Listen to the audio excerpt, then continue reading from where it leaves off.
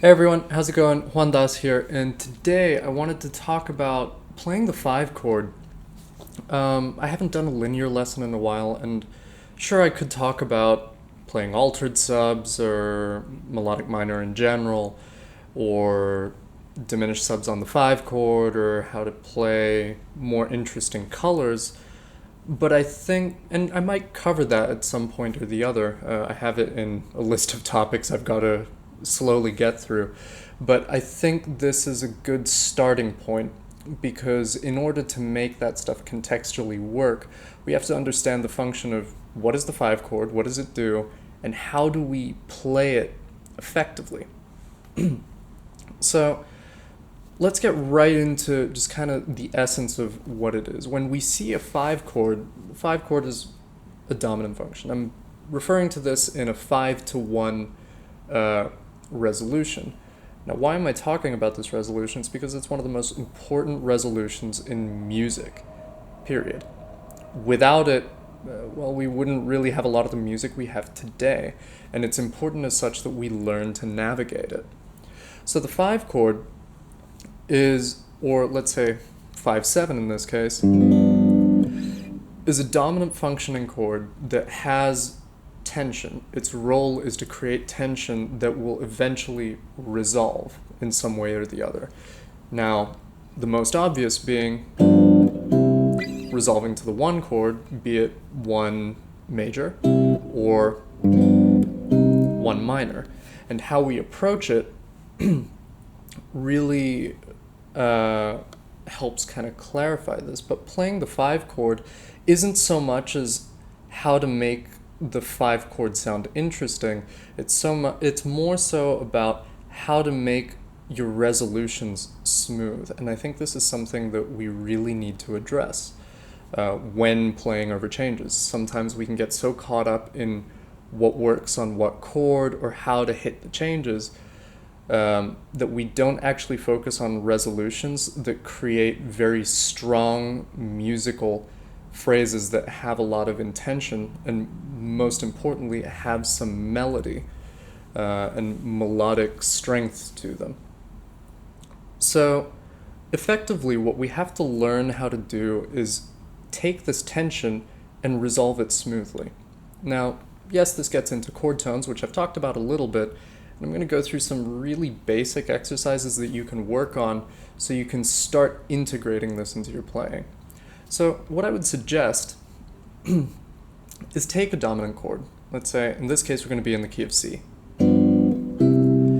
And what you're going to do is start on each chord tone of the dominant and walk down until you hit one of the chord tones. Or rather, very specifically, you're going to resolve from 5th to 5th and so on and so forth. And you'll see this pattern show up.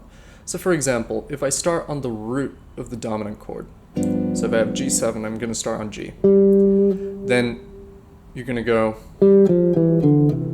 right? Pretty simple, pretty straightforward. Then you're going to do the same thing off the 3rd. Okay? Very clear resolution. How about off the 5th?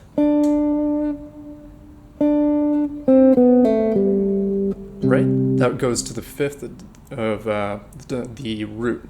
So from 5th of the dominant, or to have context, very stable resolution. And the reason why we're not really going to do the 7th kind of ends up being a little odd. It doesn't really have a stable resolution.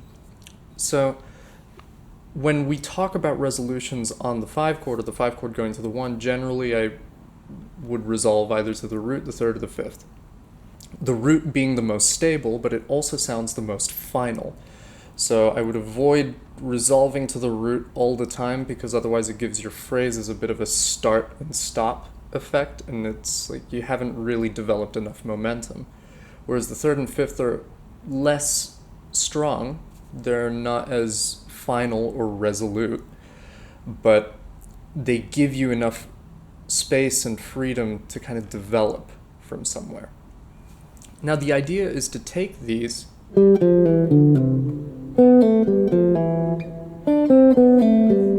and start moving them through different keys so that they begin to feel more comfortable. The idea is that you want to integrate the sound into your inner ear so that you can then kind of move this around at will. Remember, these are just really small resolutions. They're ways to finish your phrases, and they kind of set up some of the more advanced concepts of, okay, how can we play altered? How can we play diminished on the 5 and get back to the 1? Because that's kind of the crux of really playing complex harmony, as well as just imposing harmony. You have to be able to bring it back around at some point or the other. So then you would take this and work on it in different positions until it feels effortless to move around, and then move it to different keys and apply it to tunes. And you'll find that as a result, your ears will start to get tuned into, oh, now I'm moving to the third from the 5 chord to the 1 chord. And you'll start to hear more melodic lines that really take you through the changes. So this week's lesson was a bit of a quick one, but I think a very important one that we need to tackle nonetheless. And I'll be tackling some more topics from this list. Please feel free to comment below if you have any video topics that you'd like me to cover. If you have any comments, or just please like and subscribe to the channel. So thanks so much for watching, and I hope to see you in the next video.